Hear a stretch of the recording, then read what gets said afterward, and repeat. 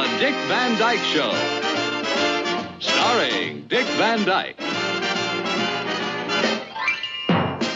Hey, what happens when a charming 1960s sitcom decides to time travel to the weird golden years and forgets to pack any jokes? You get the worst episode ever of the classic Dick Van Dyke Show. And this is a rare feat for a worst episode. It comes in season 1. Now, the Dick Van Dyke Show had a lot of episodes that were flashbacks and dreams. Sometimes they worked, other times not so much. So what episode are we talking about here? It's called The Bad Old Days. And it's not just a clever title. This really is bad. Yeah, the episode landed itself in the bottom of the Dick Van Dyke Show's entire IMDb ranking, 6.2 out of 10. And it's easy to see why. I can explain. Paul here. I'm an actor and former radio host. Now, I may or may not agree with the bottom ranking. Probably do here. But IMDb voters clearly hate it. And you know IMDb voters. They'll give Citizen Kane a 6 if the popcorn was stale. The thing is, Dick Van Dyke hated it too. Yeah, he hated playing mean. He later said this was one of the few times that he felt totally out of character. This was his worst episode too. So The Bad Old Days. Yeah, season 1, episode 28. The premise, Rob Petrie starts feeling like he's lost his manly edge. Why? Because Buddy Sorrell, who I love, but is the king of louder-than-needed jokes and, in this case, bad advice, tells Rob that husbands have become too soft.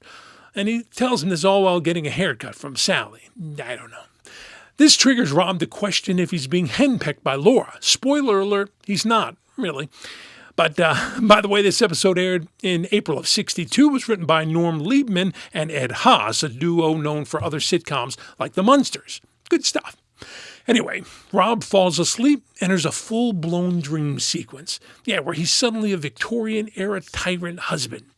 Yeah, he comes home to find Laura cooking, cleaning, and quietly crying into her bonnet. Little Richie? Oh, he's working in a textile mill, probably unionizing in secret. But not in a wow, this is a thought-provoking or funny kind of way. More like, should I be calling Child Protective Services kind of way. Anyway, eventually, Dream Rob goes full monster, barking orders, waving a cane around, like he's a chimney sweep in 1910 London. But as dream logic always goes, he wakes up in a cold sweat, realizing that the bad old days weren't so great after all. Lesson learned. Laura's not a nag, too much. Buddy's a dope, and Rob should probably stop eating leftover spaghetti before bed. Why did the fans and Dick Van Dyke hate it? Oh, that's coming up. Hey, if you're enjoying this trip down sitcom history, go ahead and hit that like button, ring the notification bell, and subscribe. It helps more than a coffee in Alan Brady's writing room. All right, why did fans rate this one so low? First off, tonal whiplash. Yeah, you come for sloppy banter and sight gags and instead get Victorian abuse cosplay. Yikes. Second, Rob's dream. Yeah, his dream persona. Well, a little jarring. We love Dick Van Dyke for his warmth and charm. Here he's basically playing evil Rob. It's like if Steve Carell suddenly started slapping interns on The Office. He might have done that in one episode, I don't know. Third, Buddy's rant. Yeah, the whole rant about modern men losing their power, let's just say it seemed out of place, especially during a haircut. And finally, it's just not that funny. The setup is clever-ish, but the jokes never quite land. It didn't help that they didn't have a live studio audience for most of this episode either. But hey, it's still Dick Van Dyke Show, right? And a bad episode of this classic is still better than most shows on a Tuesday night in July, right? Let me know what you think, please.